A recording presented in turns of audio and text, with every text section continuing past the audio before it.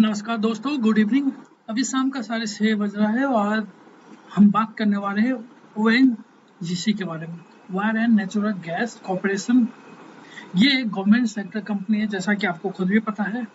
और आज हम इन कंपनी के बारे में क्यों बात कर रहे हैं, उसका एक ही पर्पस है कि डिविडेंड। ये लंबे समय में कितना डिविडेंड दिया है, कितना देता रहा है, और वो चीज़ पे हम बात करेंगे। और लंबे समय पे मतलब पिछले 20 साल, 10 साल, 5 साल के पैरामीटर पर कंपनी ने कितना रिटर्न दिया, उसके बारे में भी हम डिस्कशन करेंगे। चलिए, सबसे पहले कंपनी का 1 डे का बिजनेस के बारे में देख लेते हैं। कंपनी ने आज कैसा परफॉर्मेंस किया उसके बारे में देखिए। आज का कंपनी का जो रहा रिटर्न रहा है 2.17% पॉजिटिव में रिटर्न दिया है, क्योंकि ₹2.70 अपने सीएमपी प्राइस से हाई पर गया था।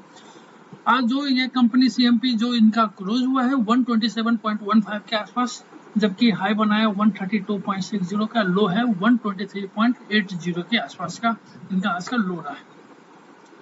1 वीक के पैरामीटर पर देखें, कंपनी का रिटर्न है 2.64 के आसपास, जबकि 1 मंथ के पैरामीटर पर 22.05 निगेटिव रिटर्न दिया है पिछले एक महीने में। और 1 ईयर के पैरामीटर पर लगभग कंपनी ने 3% पॉजिटिव में रिटर्न दिया है।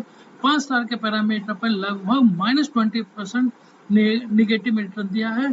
और 2000 से लेके 2022, ये पिछले 22 साल में कंपनी ने जो रिटर्न दिया है वो है 182.63%। 122 मतलब 22 साल में लगभग 180% रिटर्न दिया है। क्यों इतना कम रिटर्न दिया वो भी बात करेंगे, और कैसा कंपनी है उसके बारे में आपको बताता हूँ। कंपनी का काम आपको यहाँ पर देख सकते हैं। एनर्जी के सेक्टर में ऑयल गैस के प्रोडक्शन और इसका बिजनेस बढ़ाने के फील्ड में इन्होंने अपना काम किया है। ये एक निफ्टी 50 में टॉप 30 में आता है और मार्केट कैप है 1,56,561 करोड़ के आसपास का।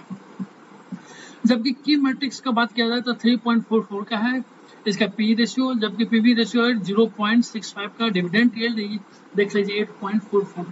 डिविडेंड यील्ड इसी टॉपिक पर मैं आपसे ये कंपनी के बारे में बात करना चाह रहा था, क्योंकि ये कंपनी एक ऐसी कंपनी है कि इनका जितना भी प्रॉफिट होता है बिजनेस बढ़ाने से ज्यादा ये कोई भी गवर्नमेंट सेक्टर, एनटीपीसी, बीपीआर, बीपीसीआर, जितने भी आपके दिमाग में आ रहा है सभी का, आईएफसी या आईआरसीटीसी को छोड़िए, आईआरएफसी, जितने भी कंपनी इनका डिविडेंड यील्ड देखिएगा बहुत ही बेहतरीन है। क्यों?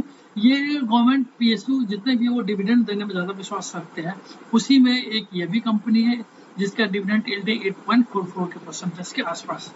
सेक्टर का पी रेशियो 12.44 का, जबकि पीवी 1.58 का, और डिविडेंड यील्ड 2.14 के आसपास।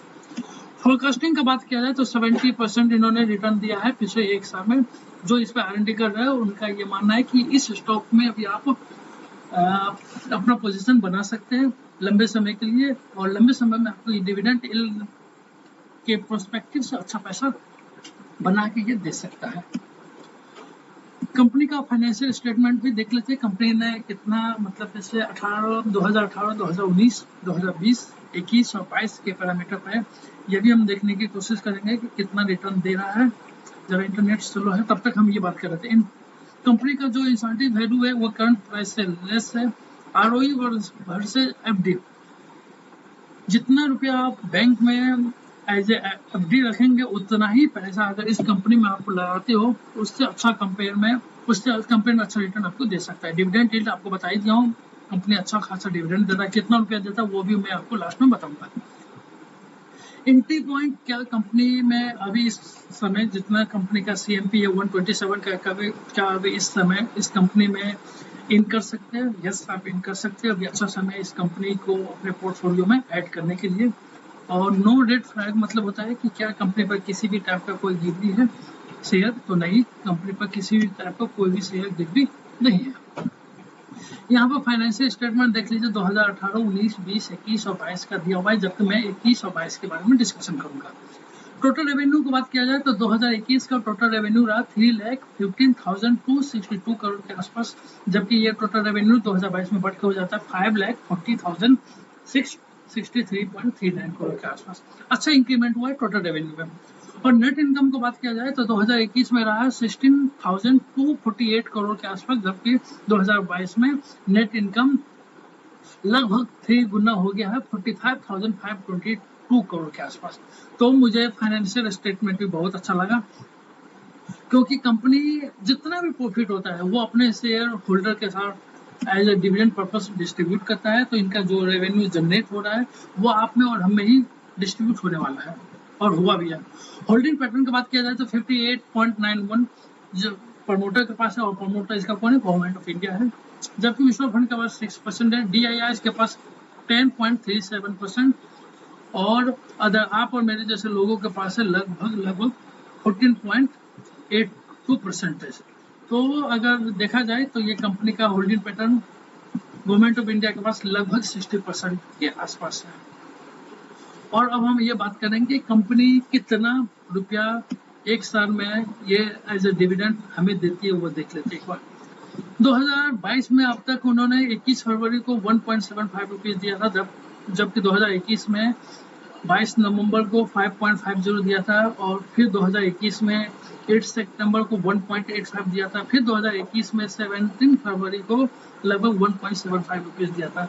मतलब देखा जाए तो साल में लगभग मुझे लग रहा है 8.5-9 रुपये के आसपास इन्होंने डिविडेंड दिया है एक साल में पर इक्विटी से, एक शेयर के हिसाब से। तो अब आप ये सोचेंगे क्या इस स्टॉक को आप अपने पोर्टफोलियो में रखना चाहेंगे कि नहीं? देखिए, अगर आप डिविडेंड के पर्पस से लेना चाहते हैं तो आप इसको ऐड ऑन कर सकते हैं अपने पोर्टफोलियो में। अगर आप चाहते हैं कि इसका शेयर का प्राइस ग्रोथ होगा एक लंबे समय में, तो मुझे मेरा पर्सनल रिव्यू है कि मुझे नहीं लगता है कि लंबे समय में इसका शेयर का प्राइस ऊपर नीचे बहुत ज़्यादा चेंजेस होगा। लेकिन हाँ, डिविडेंड आपको अच्छा खासा देता रहेगा, डिविडेंड से आपको मारोमार करता रहेगा। Thank you so much.